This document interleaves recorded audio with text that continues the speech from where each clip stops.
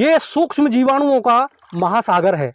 इसी को हम खेत में पानी के साथ डायरेक्ट तरीके से हम अलग अलग तरीके से 2-3 तरीकों से इसी को डालते हैं। और साथियों, एक ईमानदारी की बात और बताऊं, मैं अपनी रोजी पे खड़ा हूं, धरती माता के पास खड़ा हूं।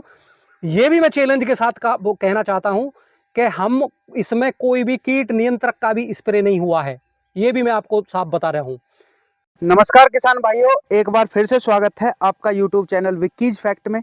आज जो आप वीडियो देखने वाले हैं, एक अद्भुत वीडियो होने वाली है। आज हम आए हुए हैं बुलंदशहर क्षेत्र के जाने माने किसान श्री संजीव वत्स जी के फार्म पर, जो ये प्राकृतिक खेती कर रहे हैं। इस मॉडल को देखने के लिए किसान भाइयों आज हम आए हुए हैं।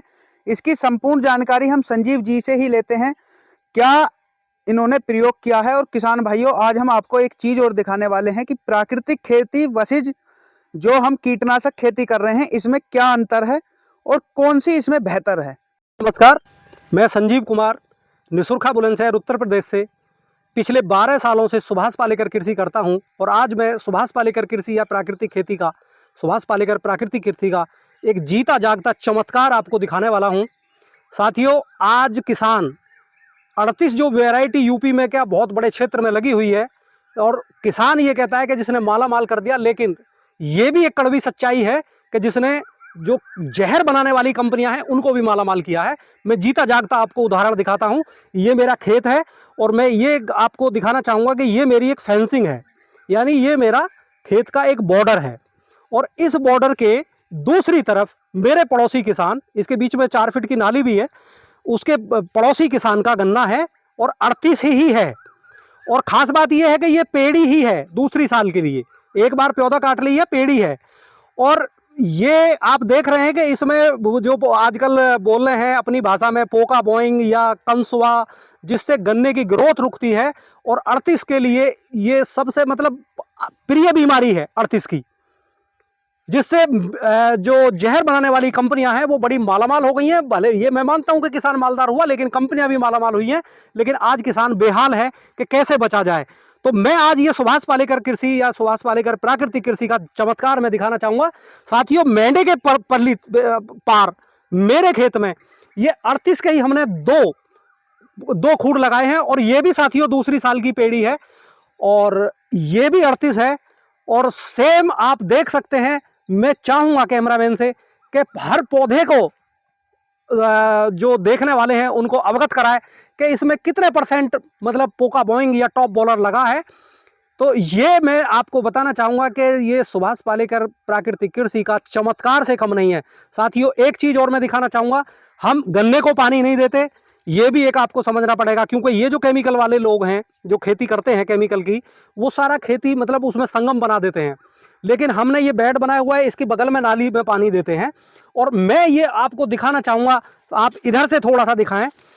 हम गन्ने की 2 लाइनों के बीच में आप ये देखिए, ये मल्चिंग है, यहाँ पर पानी नहीं देते। ये पूरा घास फूस डाला हुआ है, यहाँ पर पानी हमारा नहीं आता। तो गन्ना हमारा होता है 10% पानी में। और दोनों, मैं फिर दोबारा से आपको चाहूंगा, एक बार आप यहाँ पर आके भी देख सकते हैं, मेरा नंबर भी आपको मिल जाएगा।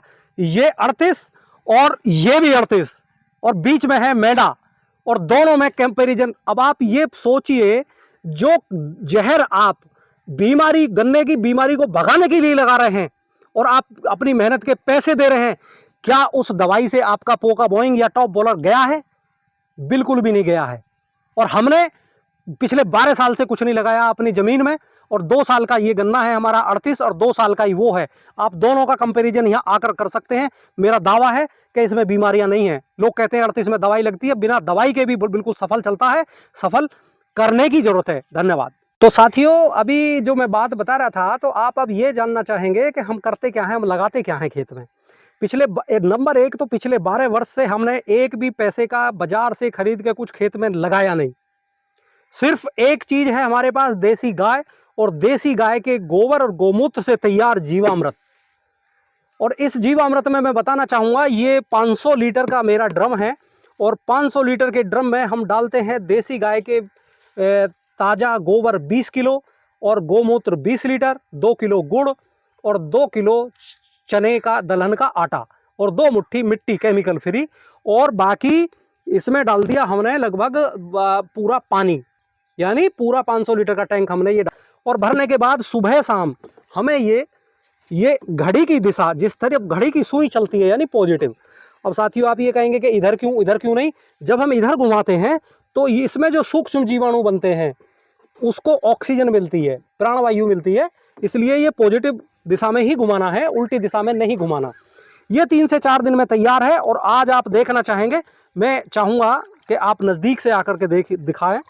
ये है जीवामृत, ये सूक्ष्म जीवाणुओं का महासागर है। इसी को हम खेत में पानी के साथ डायरेक्ट तरीके से, हम अलग अलग तरीके से 2-3 तरीकों से इसी को डालते हैं। और साथियों एक ईमानदारी की बात और बताऊं, मैं अपनी रोजी पे खड़ा हूं, धरती माता के पास खड़ा हूं, ये भी मैं चैलेंज के साथ वो कहना चाहता हूं कि हम इसमें कोई भी कीट नियंत्रक का भी स्प्रे नहीं हुआ है, ये भी मैं आपको साफ बता रहा हूं। तो अगर हम जीवामृत का ही उपयोग ठीक ठाक करते हैं, यानी इस सुभाष पालेकर कृषि में क्या करना होता है, हमें धरती को बलवान बनाना होता है जीवामृत के माध्यम से। अगली वीडियो में हम इसमें बताएंगे कि जीवामृत ही क्यों, ये अगली वीडियो में बताएंगे, क्योंकि ये विषय थोड़ा लंबा हो जाएगा। तो मैं चाहूँगा कि इस सबसे पहले हम पोका बोइंग और जो कंसुआ है जिससे हमारे गन्ने का बढ़ने का नुकसान होता है, उसी के विषय में हम पूरा समझें। तो ये जीवामृत और आप भी बना सकते हैं, अगर देखना चाहते हैं तो आप आकर देख सकते हैं। धन्यवाद।